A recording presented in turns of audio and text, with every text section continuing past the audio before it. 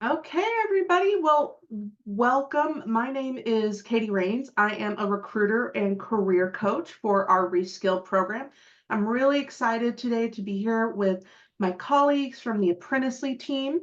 We are going to dive into behavioral interview questions, what they are, why they matter, and how you can approach them with confidence. So, by the end of this webinar, you're going to have some really great practical strategies to answer behavioral questions in a way that showcases your strengths and experiences.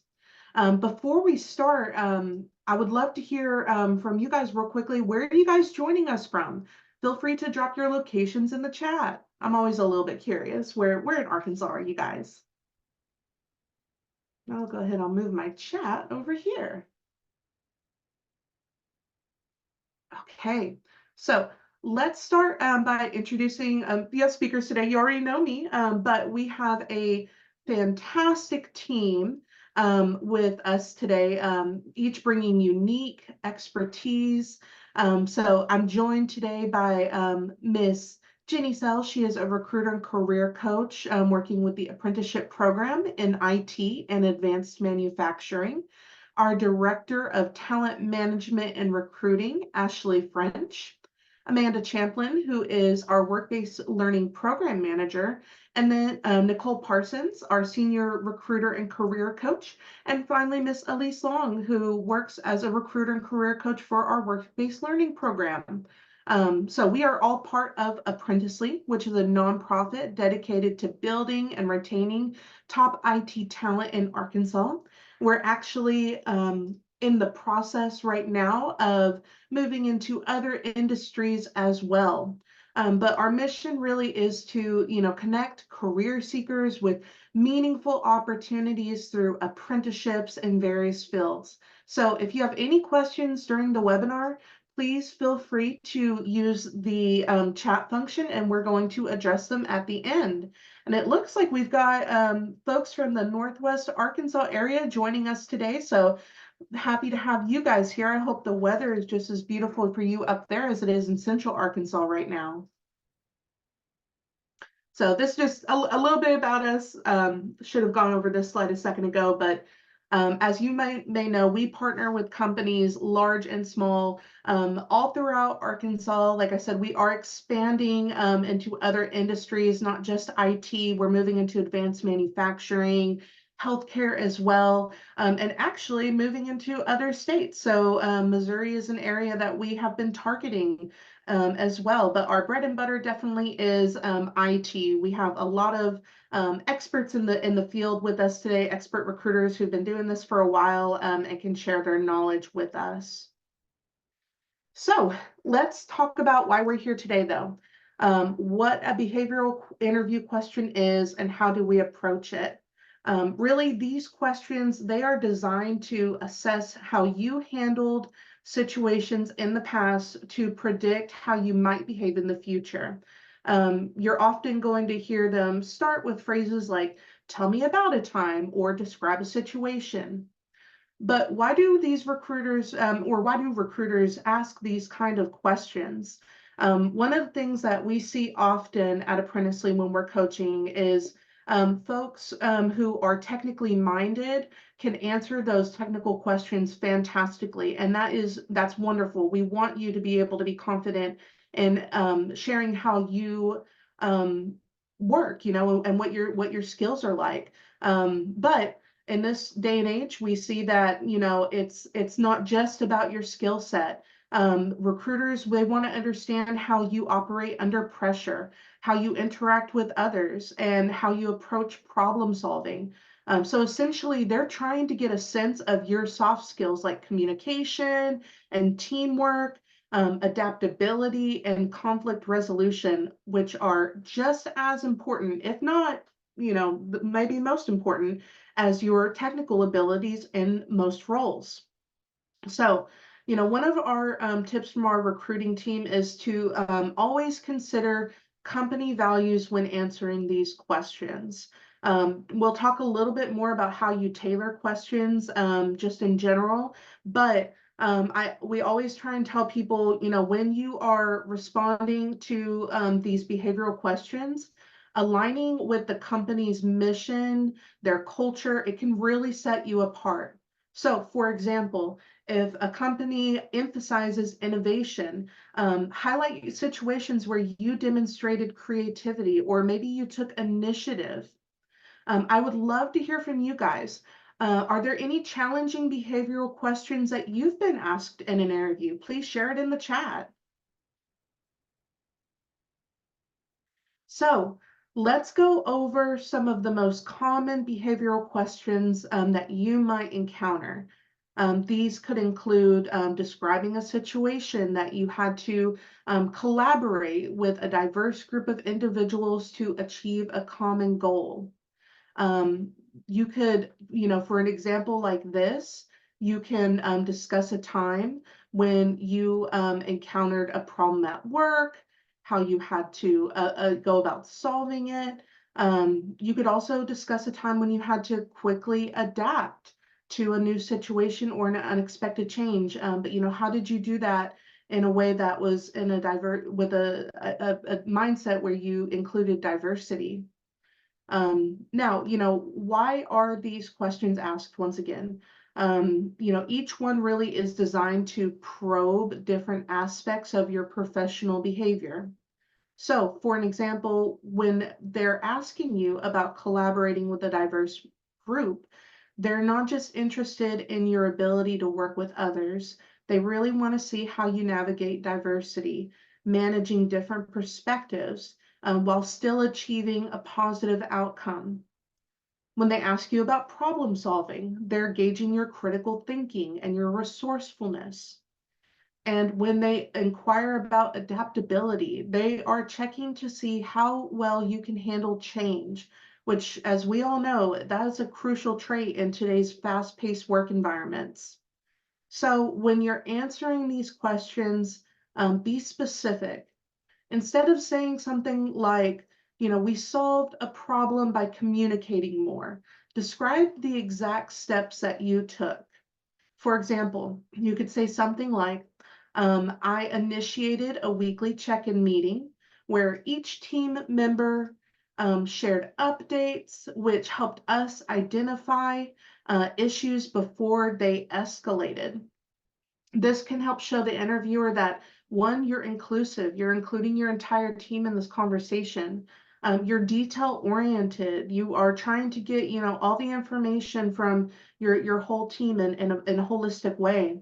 And that you're proactive as well. So, you're trying to get ahead of issues before they arise. So just kind of looking through some of these questions on here, go ahead and throw in the chat. Which of these questions do you find the most challenging to answer? And I'm always curious, or you could take yourself off mute because we do have a small group with us today. So, happy to open that up as well. But I'm curious, what do you find maybe being a difficult question to answer?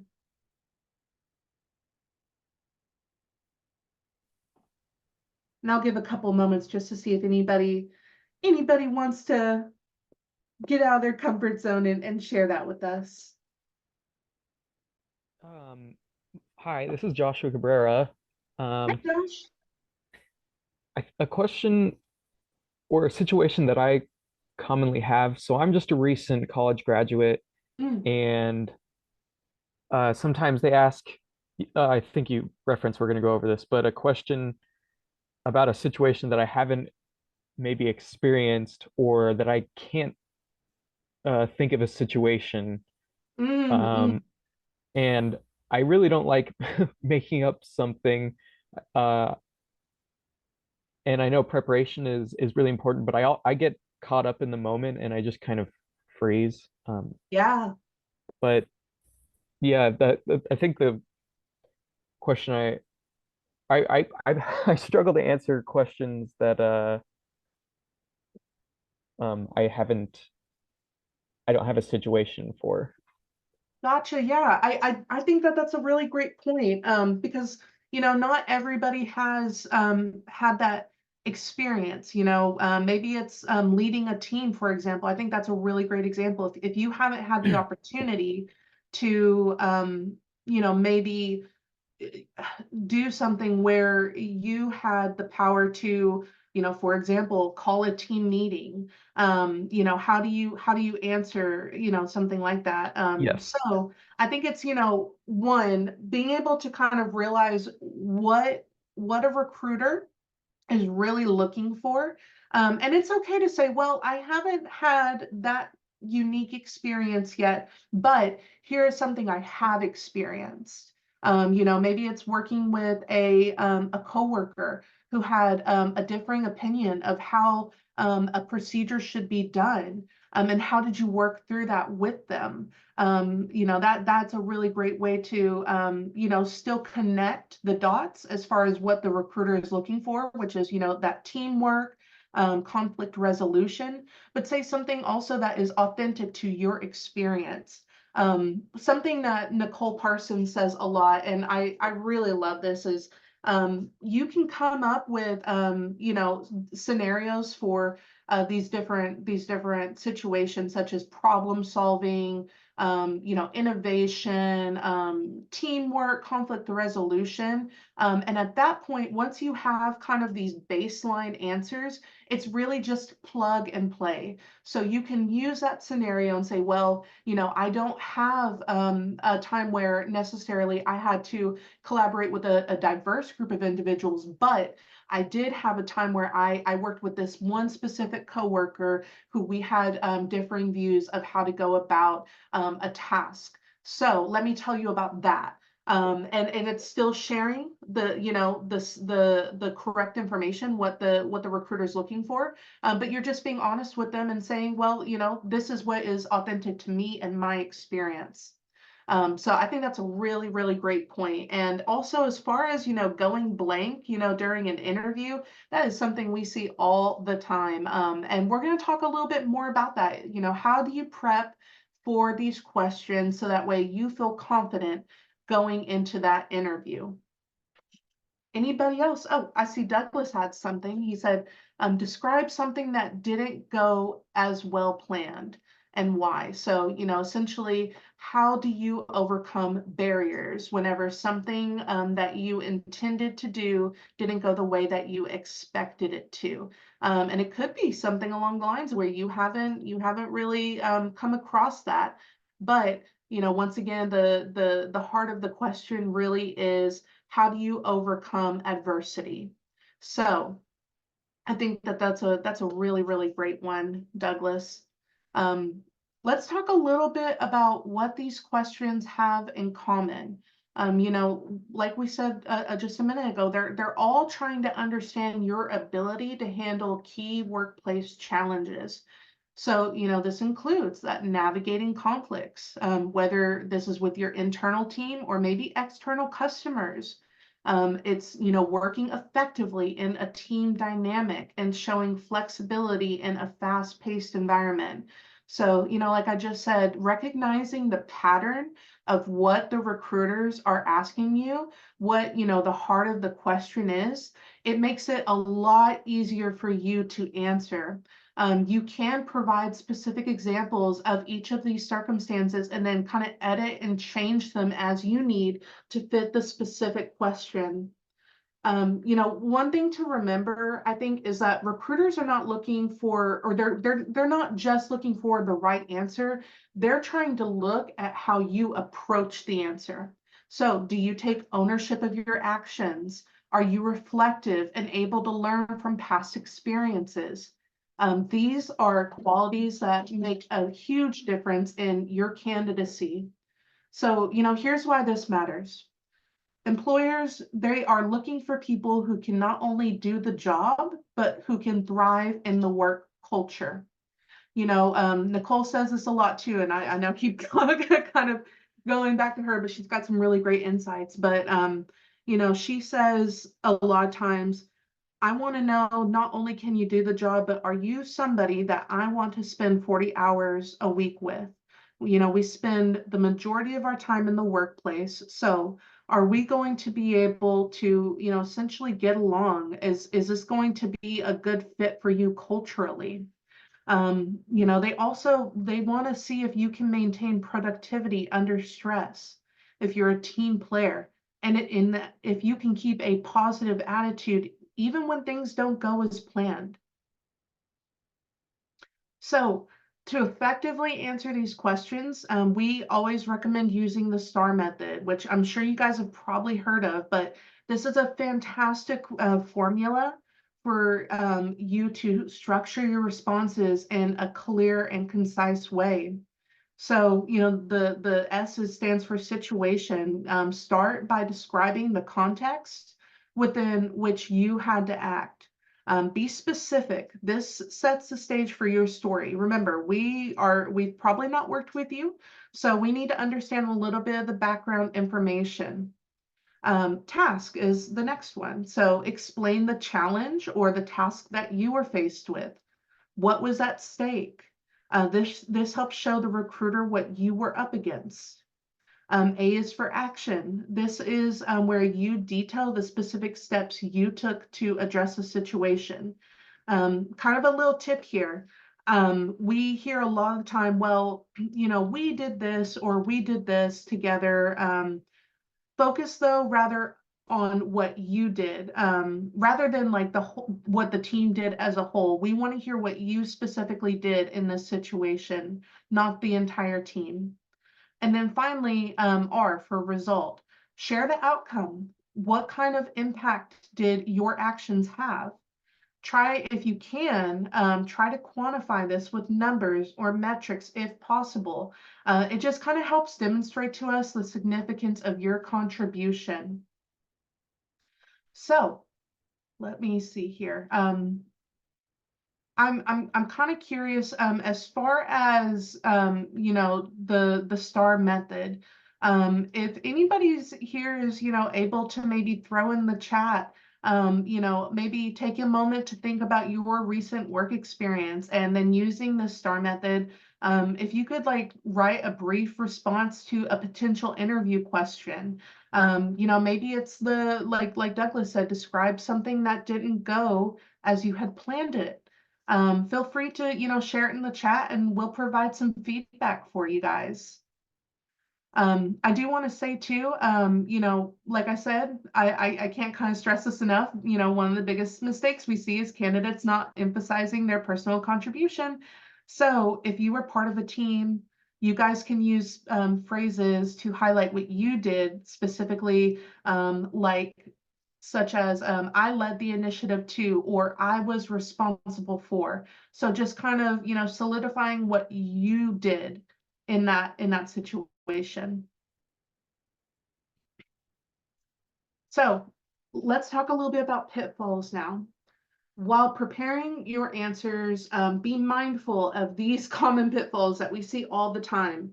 Especially when you go blank, like Joshua was just saying, something that we see a lot of times is oversharing. While it's important, it's absolutely important to provide enough detail. Sometimes when you go blank, you can kind of start to just ramble. Too much detail can dilute the message, what you're trying to really get across to the recruiter. So remember, your goal is to highlight key accomplishments and keep your answers relevant to the question. Another pitfall that we see is letting your answers be too long. So this is why that preparation is so important. I always like to tell people, practice your answers. You want to make sure that they're concise and to the point. A couple of ways that you can do this, and I find this can be a really great way to kind of start the process of practicing. Is to write these answers down, literally go through that STAR formula and write it all out. This can just kind of make sure that, before you even start practicing it out loud, that you've got everything right there, that this is not something that you're trying to kind of come up with on the spot as you practice. It just can kind of go ahead and help make sure that you've kind of thought this question through thoroughly. Also, make sure that you are answering the question that was asked. Once again, it's easy to go off on a tangent, especially if you're nervous. And guys, trust me, like nobody goes into an interview, completely 100% comfortable, even if they've practiced. But practicing certainly makes it easier. But try to focus on what the interviewer is really asking. So a good tip is to ask yourself, does this information directly answer the question? If not, it might be best to leave it out. Also, be aware of body language in interviews. So, whether it's virtual or in person, it's, always great to maintain eye contact, without getting a little, creepy about it, but maintain eye contact by looking at the interviewer, by looking at the camera, and try to, maintain good body posture, being open and engaged. This is a kind of a little tip, and I know it seems a little silly, but one of the really great things I heard when I first started recruiting was, especially if you're in an in-person interview, there's a table between you guys, do something like put your palms up under the table and put them on your lap. I know it's a tiny, tiny little thing, but even just opening up your shoulders like that, it just shows that it just exudes kind of more confidence and openness. And it helps maintain that body posture. And it's something I do now in every interview. And I know it's a little thing, but man, it makes the biggest difference. Another quick tip. If you guys find yourself rambling in an interview, it's okay to pause and ask the interviewer, did I answer your question? This really is great, a great tip I like, because it not only shows that self-awareness, but it ensures that you're on the right track, can get a little feedback from the recruiter as well, and try and see if there was anything that you might have left out potentially. Also just kind of gives you a minute to think too. So preparation and practice. These are going to be your best allies in acing a behavioral interview. So, we already kind of said it, but, start by preparing examples for the most common questions. Think about situations where you demonstrated the skills and the qualities that employers are looking for. I always use ChatGPT as a tool because it really is great. But these types of tools can help you brainstorm the questions and come up with, the scenarios that you have had experience with if you're stuck. So, use your tools to your benefit. Once again, research the organization that you're interviewing with, understanding their mission, their core values, and the specifics of the role. This is going to really help you tailor your answers to what they're looking for. And it's probably going to help you also with brainstorming the scenarios that you want to tell them. I already said it, but I'm going to say it once again, writing down your answers. This can help you streamline your thoughts, and practicing with a friend or a family member can help you get more comfortable with verbalizing your responses. Another thing you can do, love this tip, practice in front of a mirror.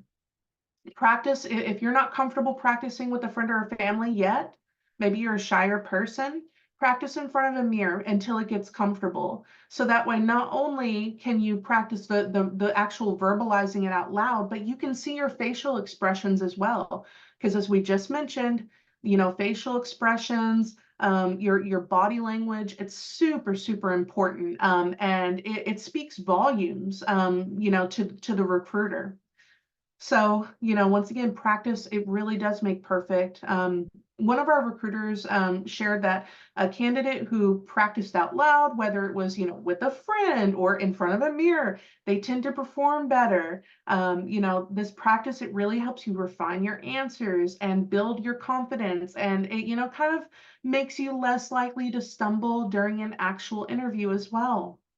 So as we wrap up this session, I encourage you to commit to practicing at least one behavioral interview question a day. whether it's something along the lines of, tell me about your strengths and weaknesses, or tell me about a time when you had to work with a coworker who had a different opinion than you, or maybe tell me about a time that you had to problem solve on the spot. Practice, at least one thing a day so that way you don't get overwhelmed by it, but it's always kind of, in the back of your mind. Once again, I encourage you, make this a commitment. If this is something that you guys also want to practice, with a recruiter and get feedback from them, know that we are always here to do that. One of the things that we offer, one of the services that we offer is mock interviews. And we're happy to share, insights on your specific answers, tell you what we like about it, what, might be a weak point, and kind of help you really iron out, any of the things that you're struggling with as well. And hopefully, the goal at the end of that is of these mock interviews is that you leave with more confidence for going into an actual interview. So that wraps up our session today on cracking the behavioral interview code. I hope you guys found these tips helpful and that you feel more prepared to tackle your next interview. So I'm going to open up the floor for questions. Feel free to ask anything that's on your mind. You guys, like I said, we got a small group today, so if you want to go ahead and take yourselves off mute, that's absolutely fine. And if you can't think of anything right now, maybe you've got some questions later, please do not hesitate to reach out to us. Douglas asked if we can share the slides. I would be more than happy to. And I think that I might have everybody's, I think so. You know what? Let me just double check. The folks, oh, thank you, Douglas. If you guys wouldn't mind just throwing your email in the chat, I will make sure that you guys get these slides when we log out for today. Okie dokie. Well, that's going to wrap up our session today, but thank you guys again for spending some of your lunch with us. Was really glad that we got to talk with you guys more about I'm behavioral. sorry. Oh, Oh yeah, go ahead. Go ahead. my computer's so slow, and so I'm trying to. I wrote down a question that I wanted to ask, if it's okay. Absolutely. Yeah. So my experience, I've recently struggled in interviews because of my past career experience. I Mhm. haven't performed well, um, or just had negative interactions with a previous boss, and that's kind of what Okay. comes to my mind really quickly, I guess. Um, how can I approach future interviews in a more positive light and recover from past professional failures? That's a really, really good question. And you're definitely not the only one. I think nobody leaves a company because they're completely satisfied, right? And us as interviewers, recruiters, we know that. But focusing instead on, maybe the negative aspect of it, focusing on, what you did to try and remedy a situation, even if it didn't have the positive experience that, or the positive outcome that you were looking for, just focusing on what you tried to do to make that situation better. I always love to hear about that. I know for me, for example, one of the things that I had dealt with in one of my previous jobs was I didn't meet a specific quota for fundraising events, and it was something that I was really down about even when I left the company. But one of the questions I had been asked in an interview was, tell me about a time where something didn't go as expected. So, talked about, hey, well, we didn't meet, the quota for this, this one this year on a fundraising event that was my responsibility. So for the next year, these are the things that I did to try to come up with new ways to fundraise. Ended up still not being able to make that quota because of some situations that were out of my control, but the situations that were in my control was, brainstorming, trying different avenues, really trying to be innovative. So even though I didn't make that quota, I was able to bring in new ideas and really try something different that nobody else had tried before. Was able to, definitely do more than what we had done the previous year. Still didn't make that quota, but the important part was how was I able to show innovation, and how am I able to be creative as well. So, and that's something definitely that, we can practice together, is, how do you talk even about, like, well, tell me why you left this job. That's something that we hear a lot is, I didn't leave the job maybe on the best terms, or maybe I left because it was a really negative work situation. Instead of focusing on that negativity, focus on, well, I left because, I found that there wasn't much room for growth in the company. We don't have to give, all the nitty-gritty details that, our bosses may not have been the best bosses, or that the work environment may not have been the healthiest. But focusing on, hey, I really wanted, I could see that I had reached the limit of my growth at this company, and I'm really looking forward to new opportunities. So, just kind of focusing on the positive aspects of it rather than the negative ones. And that could be really hard if you've been burned. I know, that's something I've dealt with in my past too. But focusing on that can definitely get you a lot further within that interview with that recruiter than focusing on anything negative as well. That's a really great question. Anybody else have any questions? Okie dokie. Once again, I know I said it before, but I will say it again. Please, if you guys want to practice, if you want a neutral space where you're not going to get criticism, you're just going to get like, hey, we're here one to support you, and I'm going to give you kind of like an unbiased view of your answers. Please give us a shout. We are here to help you. We're here to do mock interviews with you, to give you that confidence. These are things that you guys can absolutely overcome. This is, having maybe not the best work history, or maybe, leaving a job on a bad term. This is something that you can absolutely get through in an interview. You just need to, practice and get a little bit of advice maybe from somebody who's been through this, and who can help you tailor your answers in a way that is going to best make you shine, show your best qualities that you bring to the table. So you guys have our email address, and I will be sending out these slides to you as well. But thank you again so much for your time today. I really, really enjoyed getting to speak with you, and I hope you have a fantastic rest of your day.